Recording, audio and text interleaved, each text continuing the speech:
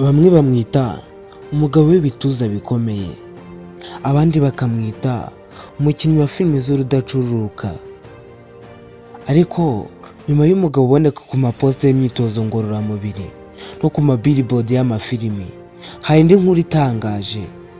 Uyu ni John Abraham, umusitari w'Ubuhinde wagize impinduka ikomeye mu ruganda rwa Bollywood, ariko nanone akagira uruhare rukomeye mu bikorwa by'ubugiraneza, ubuzima buzira umuze no guteza imbere sinema idafite ubukana. Uyu munsi tugiye kurebera hamwe ubuzima n'amateka bya John Abraham. Reka nkwibutse ko iyi channel yitwa Rukezo, tukatukugezaho ubuzima bw'amateka ku basitari baba bakinnye amafilimi, tukakubwira filimi bakinnye kuri itezi byagufasha kuzireba, tukakubwira utundi tuntu n'utundi ku baselebrity bagiye batandukanye. Niba wumva interest kutwaye tubana, kandi subscribe maze ufungure inzogera kugira ngo udacikwa n'ibiganiro tubagezeho umunsi ku wundi. Reka dutangire twirebera ubuzima n'amateka bya John Abraham.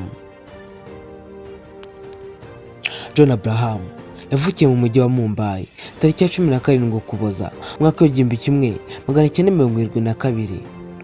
Papa we nawe yitwa Abraham John, ni umukristo wo muri Kerala, naho nyina Firoza Iran akomoka mu bwoko bw'Abanyaparasi. Aho niho yavukiye, ni naho John yakuze afitiye icyubahiro, imyemerere itandukanye bikamugira umuntu uhuza abantu batandukanye. John Abraham yize ibijyanye na marketing muri Jai Hind College, nyuma aza gukomereza muri MBA mu by'ubucuruzi. Nyuma y'amashuri yakoze mu bigo bitandukanye birimo Enterprises n'Issues, ariko ku mutima we yifuzaga ikintu kirenze kubaho ku meza y'ibiro. Yatangiye kumenyekana binyuze mu kumurika imideri, umubiri we udasanzwe n'amaso abahanga bamufashaga kwigarurira imitima y'abantu benshi ku isoko ry'imideri. Ariko ikiruta byose, John yamenyekanye ubwo yatsindaga amarushanwa ya Grand Lag Manhunt Supermodel mu mwaka w'1999. Ahita ahagararira Ubuhinde mu irushanwa mpuzamahanga. Mu mwaka wa 2003 John Abraham yakinnye filimi ye ya mbere yitwa Jism ari kumwe na Bipasha Basu. Iyi filimi yarakunzwe cyane, ituma John amenyekana nk'umukinnyi wa filimi z'urukundo ndetse n'iz'umubiri.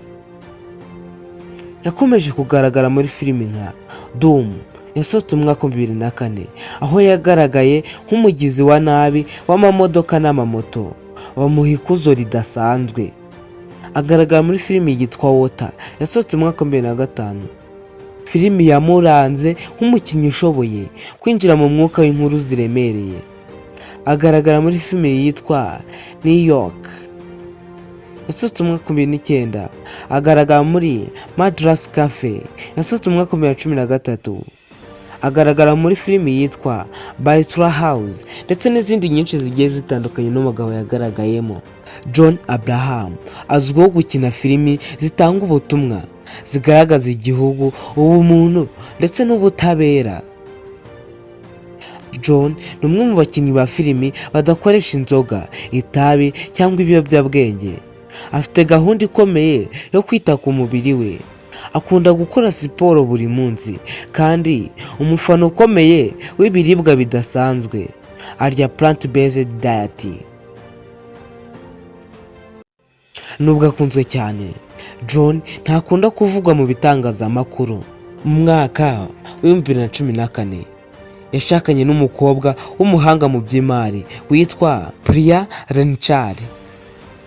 Bahura mu buryo butunguranye, iby'ubuzima bwabo babigira ibanga rikomeye cyane. Mu mwaka wa 2012 John Abraham yashinze kampani yitwa GA Entertainment, itunganya filimi zisanzweho n'izifite uburemere. Filimi nka Vicky Donald yatsindiye ibihembo byinshi ndetse inagaragaza ko John afite ijisho ry'umuhanga mu gutoranya inkuru.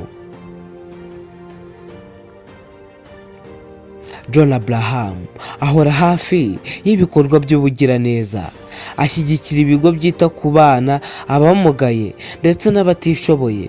Nanone akunze kugaragaza urukundo rudasanzwe afitiye igihugu cye, bikagaragarira mu buryo yitanga mu bikorwa bifitiye igihugu akamaro. Mu gihe benshi baba bahugiye mu kwamamara cyangwa mu gukorera amafaranga, John Abraham ahitamo inzira zo gukora bucece, ariko bikamugira impinduka zikomeye cyane. Ni icyitegererezo cy'umuntu wiyubashye, utajya ugira ibyo avuga byinshi, ahubwo akavuga binyuze mu bikorwa.